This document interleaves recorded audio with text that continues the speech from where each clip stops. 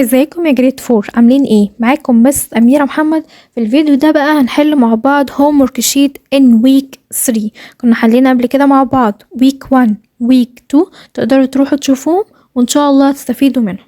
طب تعالوا يلا نبدأ مع بعض هوم ورك شيت ان ويك 3. في الشيت ده هنبدأ نحل مع بعض على concept number 2 in unit 3 about fuel. question number 1 بيقولي complete the following sentence.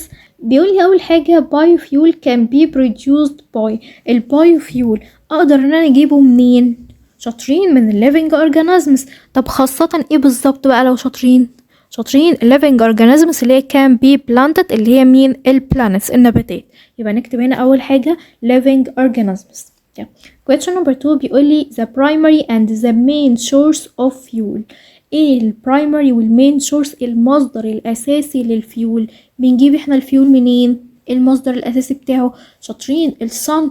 المصدر الاساسي بتاع الفيول والانرجي هو مين؟ الصن. question number 3 بيقول لي examples of fossils fuel. ايه الاكزامبلز بتاعت الفوسلز فيول؟ احنا خدنا مع بعض اكزامبلز كتير للفوسلز فيول، منها ايه نفتكر مع بعض؟ شاطرين الاويل والناتشرال جاز والكول والجازولين. طب هو عايز هنا حاجتين بس، نكتب اي حاجة، ممكن نكتب الاويل والناتشرال جاز. تمام كده؟ طيب question number 4 بيقول لي dots is from renewable fuel. مين اللي تعتبر renewable fuel؟ شاطرين البايوفيول هي تعتبر الرينيوبل فيول. طب لو انا قلت non renewable fuel دي مين؟ شاطرين الفوسلز فيول. يبقى هنا بيقول لي مين اللي هي من الرينيوبل فيول، يبقى البايو فيول. question number 5 زي ما كنا بنقول من شوية بيقول لي A and A are from non-renewable source of energy. مين ومين يعتبر non-renewable؟ شاطرين الفوسلز فيول. طب هو عايز هنا حاجتين بقى، مين ومين؟ نقول الاكزامبلز بتاعت الفوسلز فيول، نقول الكول والايه والجازولين، هما دول يعتبروا من النون رينيوبل. مش ينفع اقول الاويل والناتشرال جاز؟ ما دول برضو من الفوسلز فيول، وكل الفوسلز فيول نون رينيوبل. اي حاجتين من الفوسلز فيول يعجبوكوا اكتبوها. تمام كده؟ بعد كده بيقول لي put true or false، ان احنا نعمل put true sign in front correct statement and false sign in front of incorrect statement. وكمان هنعمل ايه؟ هنعمل correct وهنصح. طب يلا بينا نبدأ. بيقول لي اول حاجة cars and truck don't need fuel to move. الكار والتراك ما بيستخدموش فيول عشان يتحركوا. طبعا false. ازاي؟ قلنا ان الكار مهمة جدا ان احنا نستخدم فيها الفيول سواء كان جازولين او ناتشرال جاز. يبقى طبعا الكار need fuel to move، بتحتاج فيول عشان تتحرك. طيب هنعمل correct هنا ازاي بقى؟ هنشيل don't، لان don't دي هي الايه؟ هي الغلط، يبقى هنشيلها خالص وهنكتب need بس. تمام كده؟ طيب question number 2 بيقول لي the primary and the main source of fuel is wind. البرايمري والمين سورس المصدر الاساسي للفيول هو الويند؟ لا طبعا، لسه قايلين من شويه مين؟ شاطرين الصن. يبقى هنحط خط تحت الويند وهنكتب ايه؟ sun. طيب question number 3 بيقول لي fossils fuel are from renewable source of energy. هي الفوسلز فيول من renewable source؟ شاطرين الفوسلز فيول تعتبر ايه؟ non renewable source. امال مين اللي تعتبر renewable source of energy؟ شاطرين البايوفيول. يبقى هنا برضو false.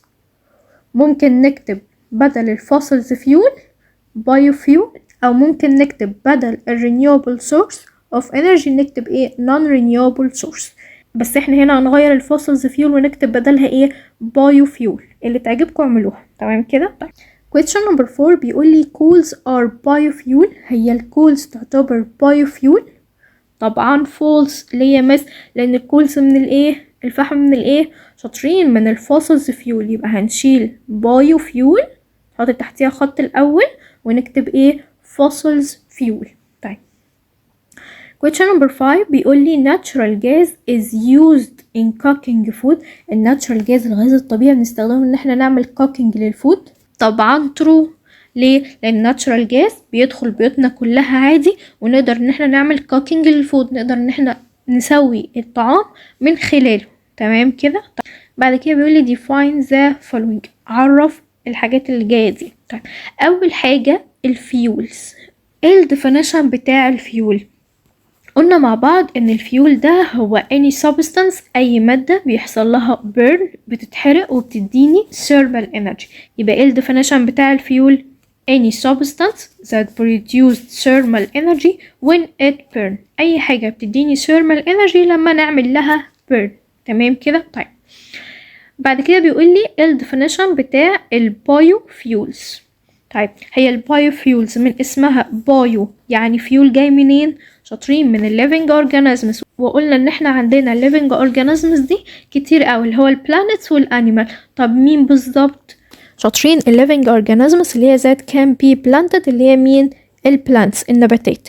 يبقى ايه هو البايو فيول؟ الديفينيشن بتاع البايو فيول هو فيول made from living organisms، جاي من living organisms that can be planted، اللي هو قصده مين هنا؟ شاطرين البلانتس. طيب اخر حاجه معايا بيقول لي الديفينيشن بتاع الفوسلز فيول. طيب الفوسلز فيول من اسمها فوسلز يعني حفريات، يعني جاي منين؟ شاطرين من remain of planets and animal، من بقايا البلانتس والانيمال اللي حصل لهم ايه؟ اللي حصل لهم ديد، اللي ماتوا وكمان برد اتدفنوا وحصل لهم decomposition واتحللوا وقعدوا long period of time، وقعدوا مدة كبيرة. يبقى لما نيجي نعمل definition بتاع الفوسلز فيول، هو فيول جاي منين؟ formed from remain of planets and animal، بقايا planets و animal اللي حصل لهم ايه؟ that were buried، اللي اتدفنوا and decomposed واتحللوا over long period of time، وقعدوا مدة كبيرة جدا من الايه؟ من الوقت او من السنين. تمام كده احنا نكون خلصنا مع بعض homework sheet in week 3. اتمنى ان انتوا تكونوا فهمتوه واستفدتوا منه، والسلام عليكم ورحمة الله وبركاته.